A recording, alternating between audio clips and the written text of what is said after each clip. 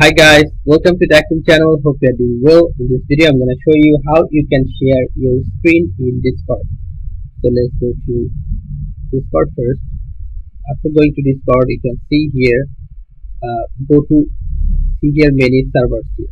Go one server, then go to General or any voice channel.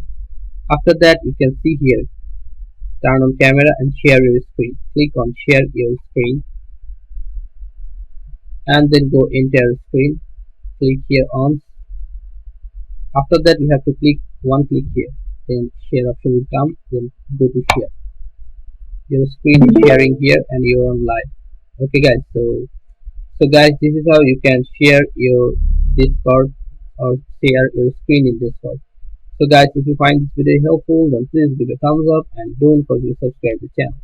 Thank you so much for watching the video.